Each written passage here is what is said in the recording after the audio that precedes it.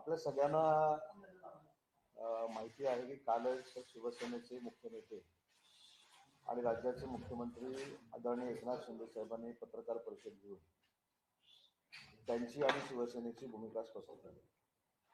आणि ही भूमिका स्पष्ट करत असताना महाराष्ट्रातल्या मतदारांना महायुतीला जे त्यांनी मॅन्डेट दिले त्याबद्दल त्यांनी आभार देखील मानले.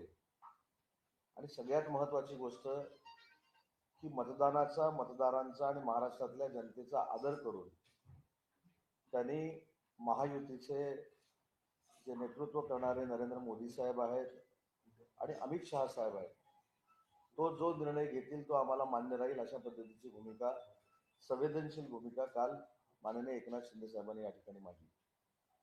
मला थोडं आपल्याला 5 वर्ष मागे न्यायचं की मागच्या 5 वर्षापूर्वी देखील महायुतीलाच अतिशय चांगलं भरघोस बहुमत मिळालेलं होतं. आम्ही सगळे त्या शिवसेनेमध्ये काम करत होतो आणि त्या शिवसेनेमध्ये काम करत असताना माननीय एकनाथ शिंदे साहेबच भाजपाबरोबर युती होऊन मुख्यमंत्री होतील अशी आमची सगळ्यांची धारणा होती 5 वर्षापूर्वी. परंतु सत्तेसाठी 34 दिवस आम्ही सगळे आमदार हे अनेक ठिकाणी फिरलो. त्याच्यानंतर एकनाथ शिंदे साहेबांच्या नावाच्या जागी पूर्वीच्या शिवसेनेचे पक्षप्रमुख मुख्यमंत्री झाले आणि मुख्यमंत्री होत असताना भाजप आणि शिवसेना जी नॅचरल अलायन्स होती, जी वंदनीय बाळासाहेबांपासून सुरू होती, जी वंदनीय बाळासाहेबांनी कधीही तुटायला दिली नाही, ती युती तुटली आणि धनुष्यबाण आमचा काँग्रेसच्या खांद्याला जाऊन बसला.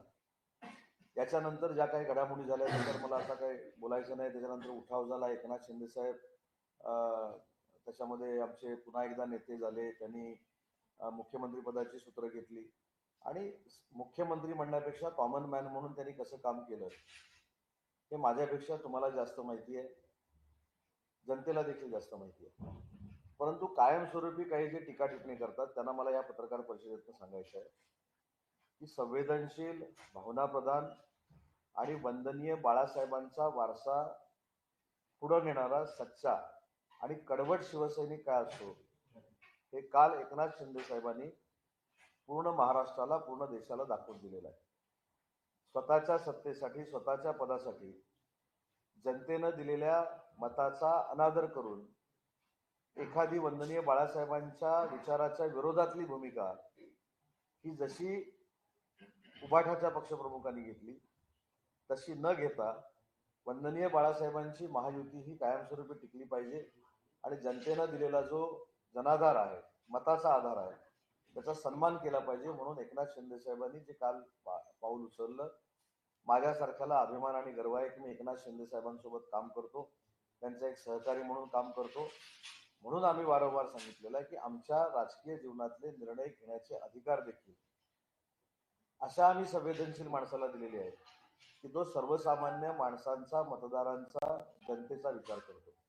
आणि म्हणून आज मी माझ्या ट्विटमध्ये देखील सांगितले की आम्हाला अभिमान आहे, आम्हाला गर्व आहे की आम्ही अशा एका सर्वसामान्य नेत्याबरोबर काम करतो, कॉमन मॅन बरोबर काम करतो, जो फक्त आमच्या सुखदुःखामध्ये नाही तर महाराष्ट्रातल्या प्रत्येक घटकाच्या सुखदुःखामध्ये सामील झालेला असतो, सामील झालेला होता.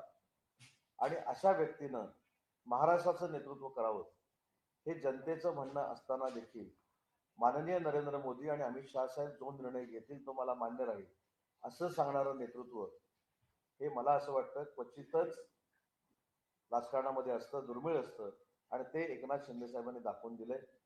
आणि त्यांनी उल्लेख देखील हा केला, कारण केलेल्या पाठिंब्याचा किंवा दिलेल्या पाठिंब्याचा उल्लेख सहसा राजकारणामध्ये होत नाही, हे तुम्ही 2019ला बघितलेलं आहे. परंतु कालच्या पत्रकार परिषदेमध्ये 2 महत्वाच्या गोष्टी त्यांनी सांगितल्या की नाराज होऊन रडायचं नसतं, लढायचं असतं. मी महाराष्ट्राच्या जनतेबरोबर जोपर्यंत राजकीय जीवनामध्ये काम करतोय तोपर्यंत महाराष्ट्राच्या जनतेची सेवा करणार आहे. आणि दुसरं त्यांनी सांगितलं, त्याबद्दल देखील मला आमच्या सगळ्या आमदारांच्या वतीनं, शिवसैनिकांच्या वतीनं त्यांना धन्यवाद द्यायचे की दिलेल्या पाठिंब्याला समर्थन करणं किंवा दिलेल्या पाठिंब्याची जाण ठेवून ते कोट्यावधी जनतेसमोर मांडणं हा देखील काल एकनाथ शिंदे साहेबांचा स्वभाव अख्ख्या देशानं बघितला.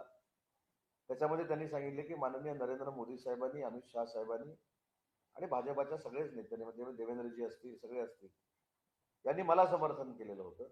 आणि अशा वेळी कुठेही आडकाठी न करता त्यांना निर्णय घ्यायला मुभा देणं, मोकळीक देणं, हा राजकारणातला एक सुसंस्कृतपणा आहे. आणि तो पुन्हा एकदा एकनाथ शिंदे साहेबांनी दाखवला आणि त्याचं ॲप्रिशिएशन अख्ख्या महाराष्ट्रानं नाही तर देशानं केलं. मला भाजपाच्या नेत्यांना देखील मनापासून धन्यवाद दिले पाहिजेत की पत्रकार परिषद झाल्यानंतर त्यांनी तात्काळ माननीय एकनाथ शिंदे साहेबांच्या नेतृत्वामुळं 2.5 वर्षामध्ये काय काय घडलं याचा उहापोह केला. स्वतः देवेंद्रजींनी देखील या सगळ्या गोष्टीचं कौतुक केलं. आणि हे देखील सगळ्यांना आता मान्य झालेलं आहे की जे नरेंद्र मोदी साहेब आणि अमित शहा साहेब जे निर्णय घेतील ते मान्य राहतील शिवसेनेला, असं स्वतः एकनाथ शिंदे साहेबांनी सांगितल्यामुळं विरोधकांना जे काही पाहिजे होतं, त्या विरोधकांची कोलीकोई जी काही सुरू होती ती पूर्णतः थांबलेली आहे. आणि म्हणून काल जे मी सांगितलं ते पुन्हा एकदा सांगतो की ज्या महाविकास आघाडीला विरोधी पक्षनेता बनवता येत नाही, एवढं सुद्धा आमदारांचं संख्याबळ महाराष्ट्राच्या जनतेने त्यांना दिलं नाही. त्यांनी सारखं सारखं आता एकनाथ शिंदे साहेबांवर बोलणं, बदनामी करणं थांबवलं पाहिजे. कारण तुम्ही कितीही जरी बोलला तरी एकनाथ शिंदे साहेबांचं नेतृत्व सर्वमान्य आहे हे महाराष्ट्राच्या जनतेनं दाखवून दिलंय. म्हणून तरी आता शांत बसणं गरजेचं आहे आणि स्वतः आत्मचिंतन आणि आत्मपरीक्षण महाविकास आघाडीच्या सगळ्या पदाधिकाऱ्यांनी करावं ही माझी त्यांना विनंती आहे. मी जे परवा रात्री सांगितलं ते पुन्हा एकदा ठामपणानं सांगतो की ज्या दिवशी हे निकाल लागले त्या रात्रीपासूनच काही महाविकास आघाडीचे आमदार हे माननीय एकनाथ शिंदे साहेबांच्या संपर्कात आहे. हे पुन्हा एकदा ठामपणानं अंडरलाईन मी करून सांगतो, सरकार स्थापन झाल्यानंतर याची प्रचिती महाराष्ट्राच्या जनतेला येईल. आणि म्हणून या पत्रकार परिषदेद्वारे मला एवढंच सांगायचं आहे की या महाराष्ट्रानं संवेदनशील, भावनाप्रधान, लोकांमध्ये जाऊन काम करणारा, मुख्यमंत्र्याची केबिन ही माझी नाही तर ती सर्वसामान्यांची आहे हे सांगणारा, वर्षा बंगला हा माझा नाही तर महाराष्ट्राच्या जनतेचा आहे सांगणारा मुख्यमंत्री महाराष्ट्रानं बघितला. आणि त्या व्यक्तीचं मन केवढं मोठं आहे हे देखील महाराष्ट्रानं बघितलं. आणि म्हणून विरोधकांनी कुठंतरी स्वतःच्या पराभवाचं आत्मचिंतन करावं आणि विरोधी पक्षनेता होऊ शकत नाही याचं आत्मचिंतन करावं हा माझा त्यांना सल्ला आहे. भव्याचे काही आमदार तुम्ही म्हटलं की संपर्कात आहेत एकनाथ शिंदेच्या, म्हणजे तिन्ही पक्षातले की फक्त ठाकरे? मला असं वाटतं की काही गोष्टी ह्या सरकार स्थापन होईपर्यंत आपण थांबवल्या पाहिजेत, त्या सिक्रेट ठेवल्या पाहिजेत, गोपनीय ठेवल्या पाहिजेत, तो सस्पेन्स असाच ठेवला पाहिजे. परंतु कुठच्याही परिस्थितीमध्ये काही आमदार हे एकनाथ शिंदे साहेबांच्या संपर्कात आहेत, भविष्यामध्ये खासदार देखील राहू शकतात असं माझं मत आहे. आपण म्हणाला की मोदी शहा निर्णय घेतले ते मान्य आहे, मात्र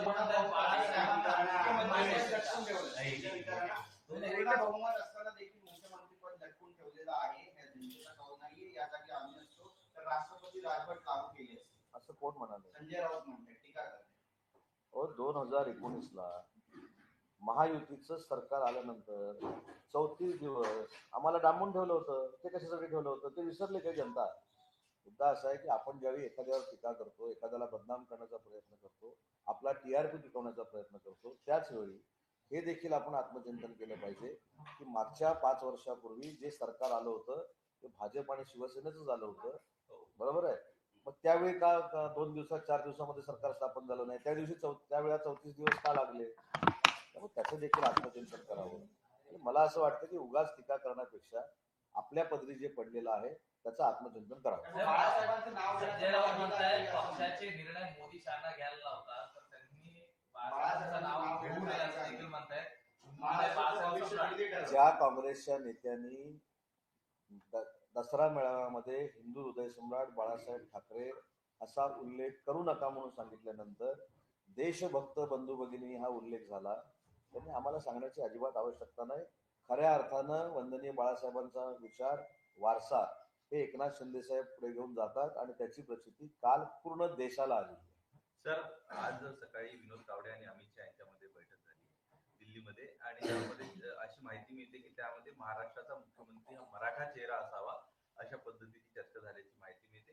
नेमकं मराठा मुख्यमंत्री असल्याचे काय फायदे महाराष्ट्राला?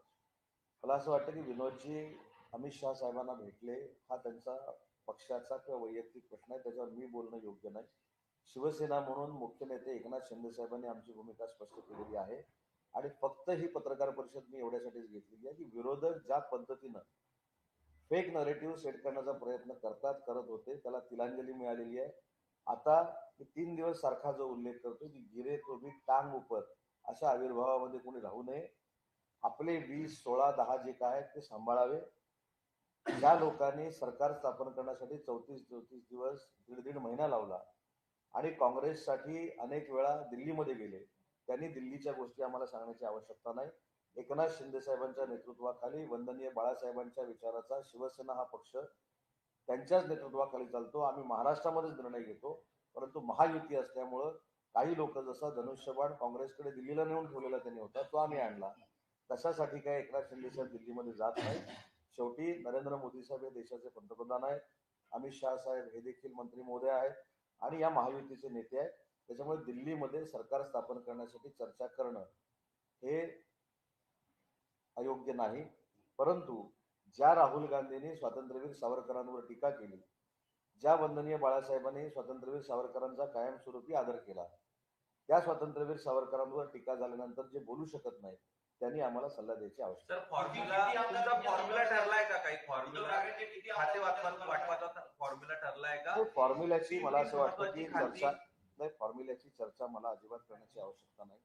आम्ही सगळे अधिकार आमच्या अपक्ष आमदारांसहित, मित्र पक्षासहित आणि शिवसेनेच्या आमदारांनी माननीय एकनाथ शिंदे साहेबांना दिलेले आहेत आणि एकनाथ शिंदे साहेब जो निर्णय घेतील तो आम्हाला अभिमान आहे आणि तो आम्हाला मान्य आहे. म्हणून मगाशी मी सांगितलं की आम्ही सांगताना आमच्या नेतृत्वावर आमचा विश्वास आहे आणि त्या नेतृत्वाबद्दल आम्हाला गर्व आणि अभिमान आहे. मी स्पष्ट सांगितलं. मुख्यमंत्री एकनाथ शिंदे यांच्या चेहऱ्यावर लढवली गेली, एवढं ही निवडणूक मुख्यमंत्री एकनाथ शिंदे यांच्या चेहऱ्यावर लढवली गेली, इतकं यश मिळालं, लाडकी बहीण असू दे किंवा इतर योजनांच्या माध्यमातून, तर देखील मुख्यमंत्रीपद दिलं जात नाही. हा कुठेतरी अन्याय वाटतो का तुम्हाला? महायुतीनं ही निवडणूक लढवलेली होती. शेवटी न्याय अन्यायाकडे बघण्यापेक्षा माझ्या नेत्यांनी काय केलंय, माझ्या नेत्यांनी कशा पद्धतीनं या सगळ्या महायुतीला प्रेझेंट केलंय, कशा पद्धतीनं सत्ता आल्यानंतर ते वागले, याच्यावर देखील आमच्या पक्षाचं भवितव्य अवलंबून असतं. आजही आमच्या प्रत्येक शिवसैनिकाची भूमिका तुम्ही जे सांगताय तीच आहे.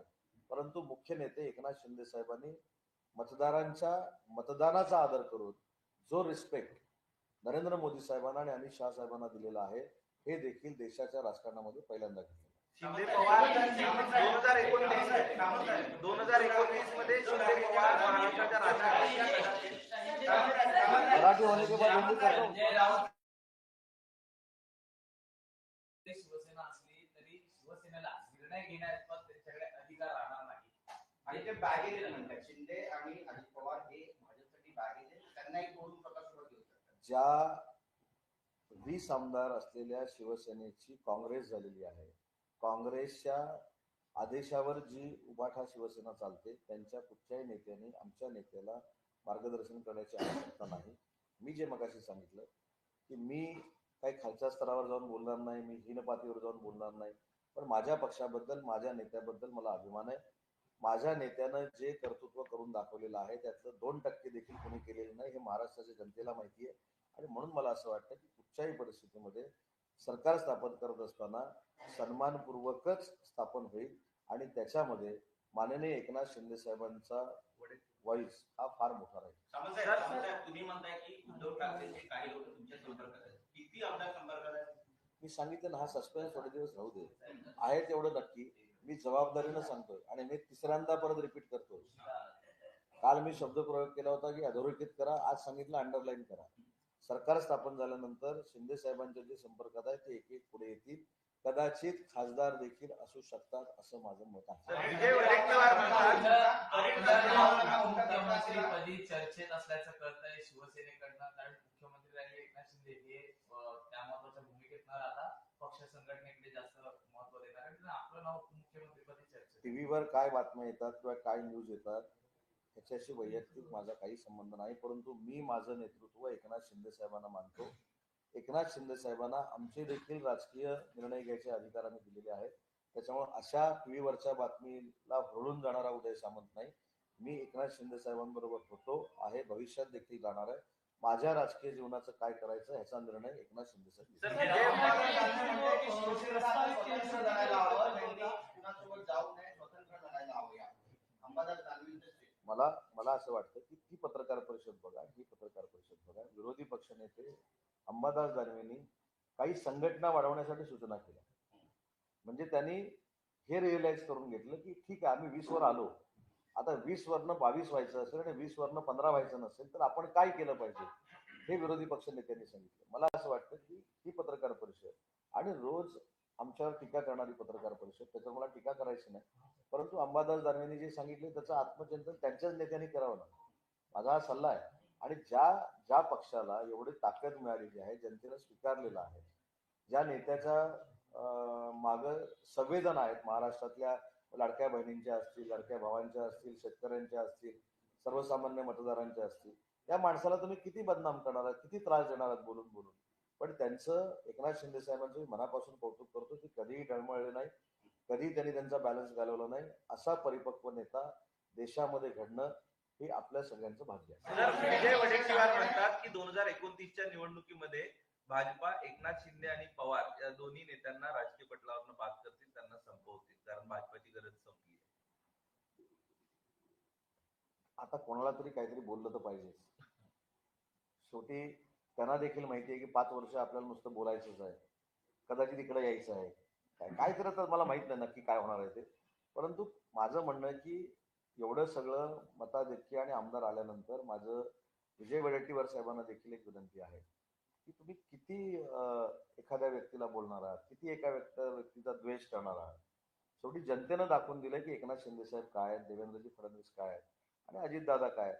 तुम्ही एखाद्या व्यक्तीला टार्गेट करून, बरं तुम्ही सगळे ज्यावेळी शिंदे साहेबांना भेटता तेव्हा शिंदे साहेबांवर एवढी स्तुती तुम्हाला उधळता की फक्त आम्हाला पत्रकार परिषदेमध्ये हे बोलावं लागतं हे तुम्ही सांगता.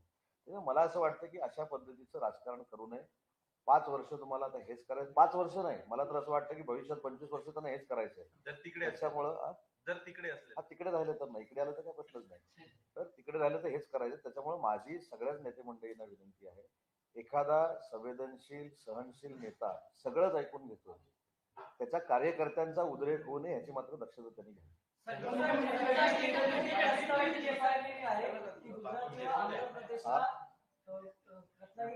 प्रस्तावित रिफायनरी आहे ती गुजरात किंवा आंध्र प्रदेशला जे आहे ते करण्याचा निर्णय केंद्र घेते अशी सध्या बातमी येते. आणि विरोधक सुद्धा एक पहिली गोष्ट असते, विरोधक म्हणजे कोण, मला लॉजिक कळत नाही.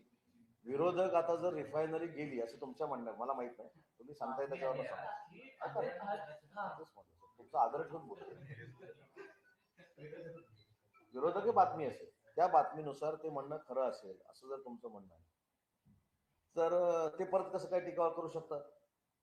रिफायनरी पहिली पाहिजे म्हणून कोणी सांगितली, त्यांनीच. परत रिफायनरी नको म्हणून कोणी सांगितली, त्यांनीच. त्यांचे पूर्वीचे माजी आमदार म्हणतात रिफायनरी आली तर बेरोजगारी मिळेल, त्यांचे माजी खासदार म्हणतात की रिफायनरी नको.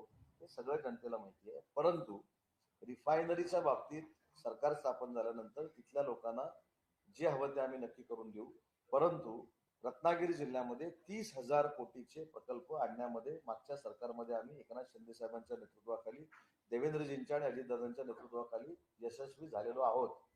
माझ्या मतदारसंघातली 450 एकर जागा ही VIT सेमीकंडक्टर प्रकल्पाला दिलेली आहे.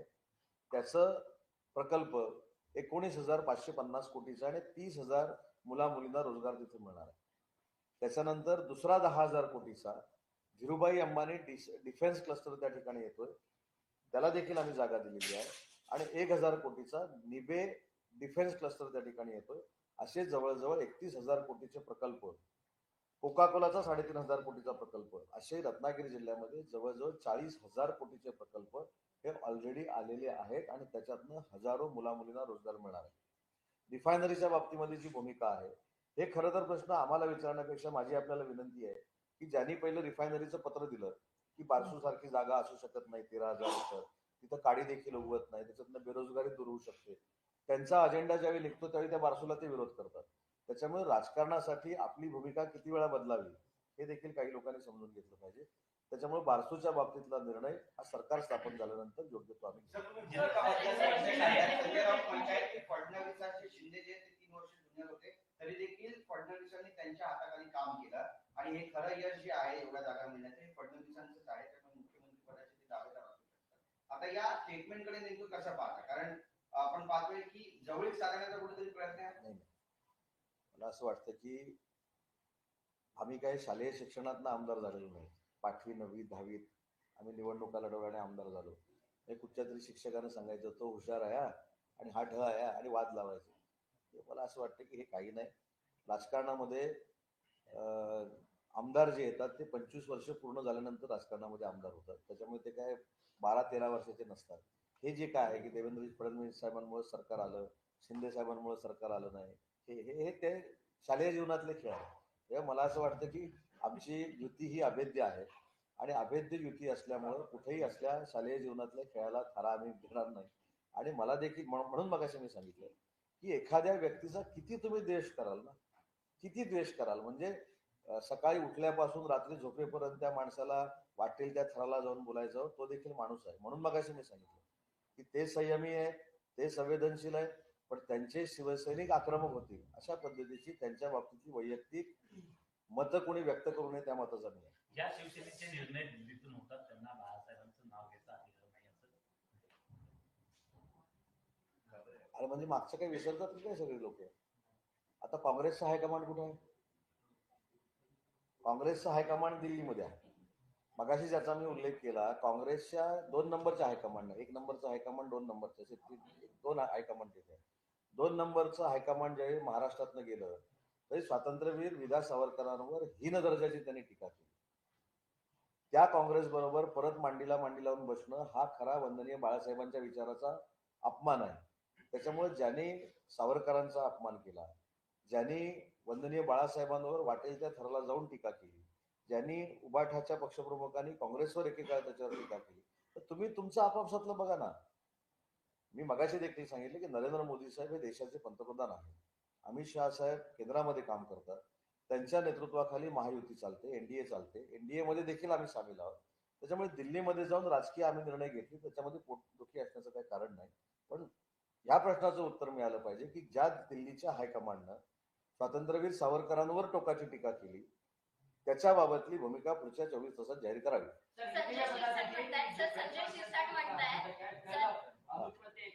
मराठी पूर्ण करूया का?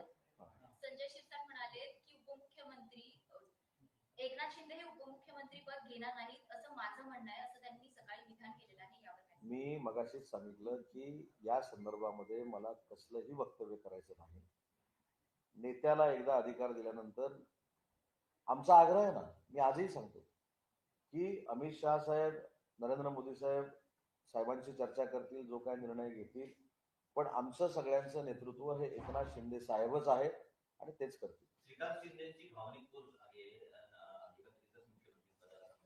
तर एकनाथ शिंदेनी काल पत्रकार परिषद देऊन जी भूमिका जाहीर केली, तो मुख्यमंत्री पदावरचा दावा सोडणं असं समजायचं. त्याच्यामध्ये दावा सोडणं असं होतं असं मला वाटत नाही. त्यांनी रिस्पेक्टफुली सांगितलंय की मोदी साहेबांना आणि अमित शहा साहेबांना अधिकार दिलेले आहेत. त्या बैठकीची आपण वाट बघू. त्याच्यामुळे मला असं वाटतं की बैठक आज किंवा उद्या होईल. त्या बैठकीची आपण वाट बघू. परंतु सरकार स्थापन व्हायला 34 दिवस लागणार नाही. नहीं, मैंने ये 2 दिन पहले भी बोला था कि जब रिजल्ट का डिक्लेरेशन हुआ तब से ही महाविकास आघाड़ी के कुछ एमएलए माननीय शिंदे साहब के संपर्क में है, लेकिन हमारी प्रायोरिटी सरकार स्थापन करना है. कल प्रेस कॉन्फ्रेंस लेके हमारे नेता कितने संवेदनशील है ये उन्होंने देश को दिखाया है. और सरकार स्थापन होने के बाद ये जो आप बोल रहे हैं कि कितने हमारे संपर्क में हैं, कितने हमारे संपर्क में नहीं है, वो आपको पता चलेगा. सवाल यही है ना कि जो चुनाव है वो मुख्यमंत्री के चेहरे पे लड़ा गया.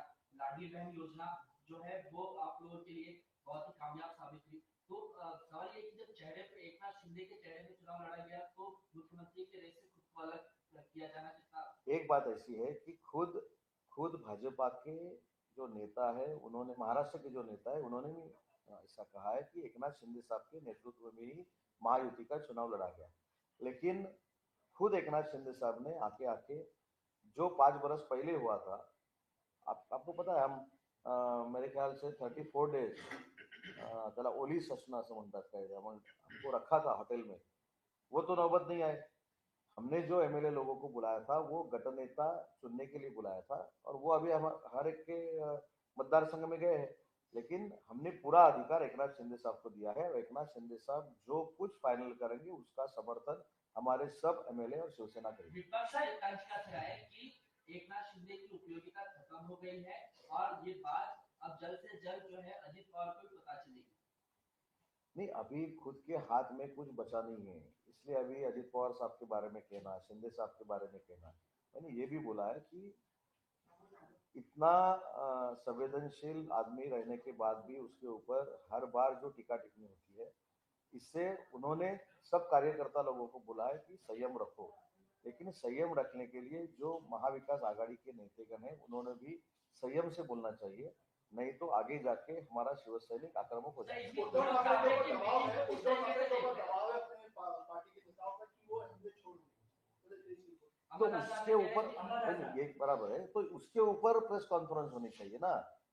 हर बार एकनाथ शिंदे साहब को टारगेट करना, देवेंद्र जी को टारगेट करना, अजित दादा को टारगेट करना, ये अच्छी बात नहीं है. हर एक दिन एकनाथ शिंदे साहब के बारे में बदनामी कारक बोलना, उनको क्रिटिसाइज करना. महाराष्ट्र की जनता ने और मतदार लोगों ने दिखाया है कि एकनाथ शिंदे साहब का पॉलिटिकल पोटेंशियल क्या है, वो क्या है, वो कितने पॉपुलर है, तो महाराष्ट्र की जनता ने दिखाया. तो अभी तो चुप बैठना चाहिए. सर क्या उद्धव ठाकरे को अगर अलग होता है तो हमें पालिका में कोई लाभ होगा उससे? मुंबई महानगर पालिका में भी महायुति की ही सत्ता है. विनोद तावड़े की मुलाकात हुई अमित शाह से. इस बीच तमाम जो चर्चे हैं और मराठा चेहरा के तौर पर उन्हें देखा है.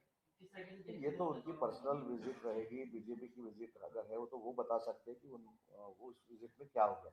उसके ऊपर बात करना अच्छी बात नहीं है मेरे जैसे महाराष्ट्र के लीडर ने.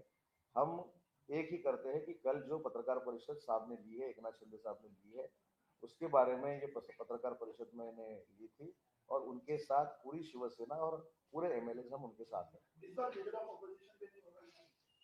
अभी तो ऐसा वो रूल्स एंड रेगुलेशंस में है ना, मुझको पता नहीं. 28 प्लस अगर रहेगा तो विरोधी पक्ष नेता होगा, बराबर है. 29 28 प्लस 28 प्लस अगर